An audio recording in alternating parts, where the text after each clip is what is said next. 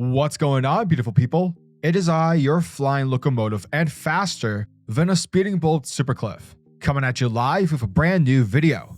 And for today's majestic and fantastic video, we are getting back at it with Batman Superman, World's Finest, issue number 11. This is a big one, folks, so you'll definitely want to stick around for the entire video.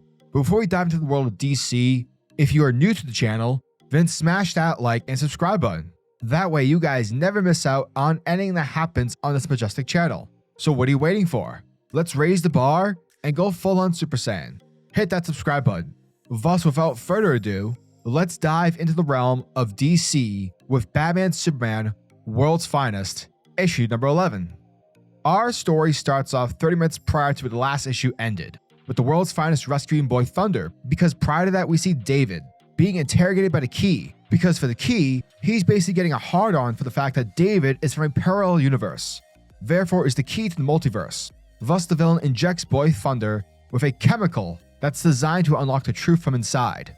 And the last finding of a David's interdimensional ship is stashed somewhere in the Fortress of Solitude, and that the ship holds all the answers. Picking up where we last left off with Batman checking up on Joker, David tries to justify that it was an accident, but Aqualad calls him out, saying otherwise. He's like, dude, we saw you try to kill the Joker. This isn't real life, bro. This is comic books. There are rules, man.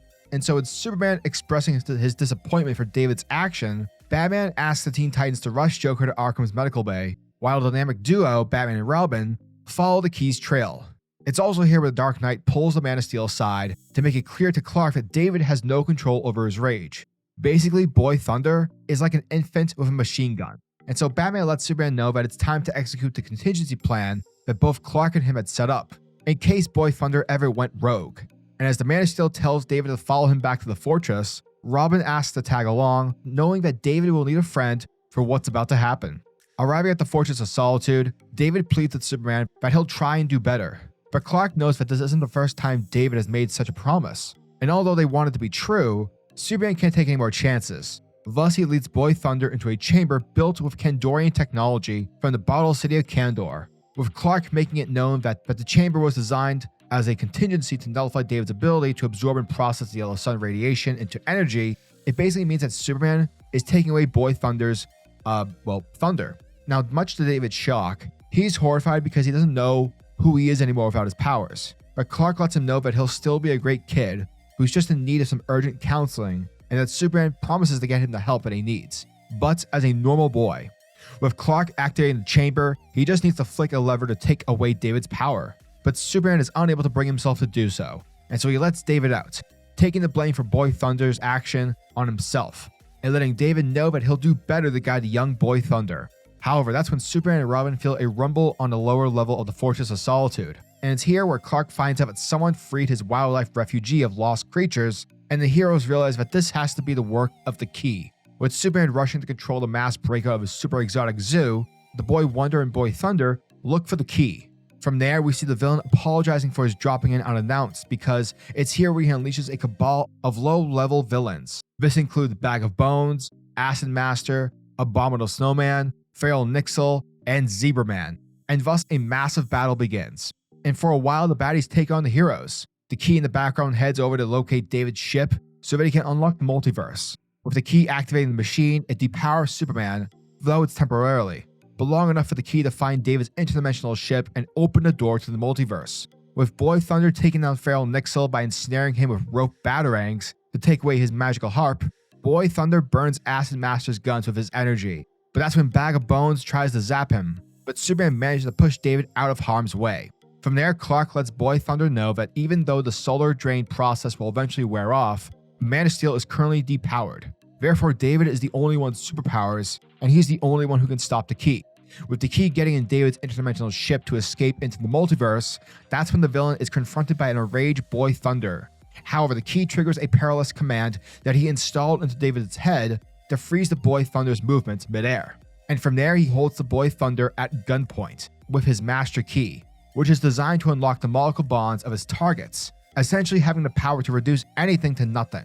With Superman and Robin running to David's aid, they're trapped and in the force field. But before the villain can pull the trigger and kill off Boy Thunder, that's when we see the arrival of Batman, who kicks the Key's face in. and he's able to disarm Master Key, releasing Superman and Robin from the force field. And he fixes David's paralysis by using a pressure point touch that Bruce learned from Talia al Ghul. Basically, he's Batman, and so don't question him. With that, the Boy Thunder flares up to unleash his wrath of his power on the Key.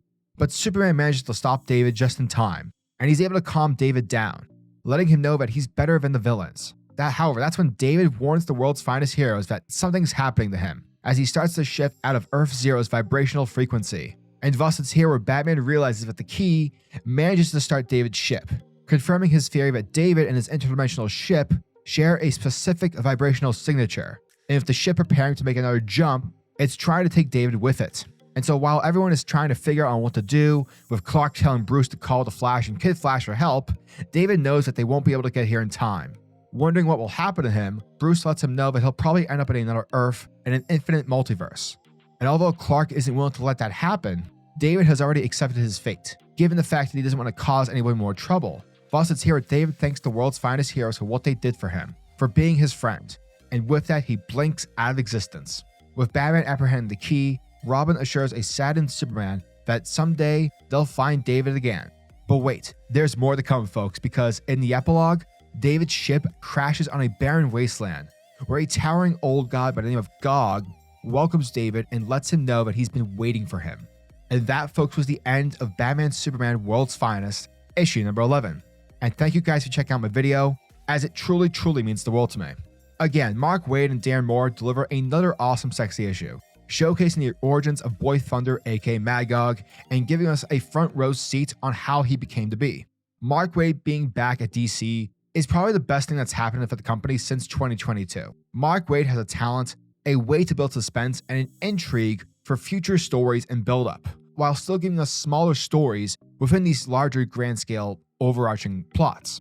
I think when it comes to Boy Thunder, I love how when this arc initially began, I honestly thought it was going to be like another, another cliche on here's a character that you never heard of before, but hey, here he is, and he has a history with these heroes. However, Boy Thunder turning out to be Magog, that was such an awesome move, and again, because Mark Waid is the co-creator of Magog and Kingdom Come, he's not rewriting history or changing anything. It's very much like The Last of Us show. Nothing story-wise changes, just the details in the background of backstory are explained much more in depth than they were during Kingdom Come.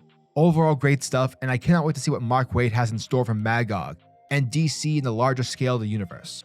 So yeah, as always, I'm your majestic sayo of words, SuperCliff, and if you guys are new to the channel, then do me a solid by smashing that like and subscribe button, and also the notification bell so that you'll never miss out on an upload, and so that you'll always be kept up to date with your favorite top tier comics happening in the comic book world. Now tell me, what are your thoughts and opinions on this issue? Are you guys excited for issue number 12? Let me know down in the comment section below. And until the next video, peace. Giggity goo.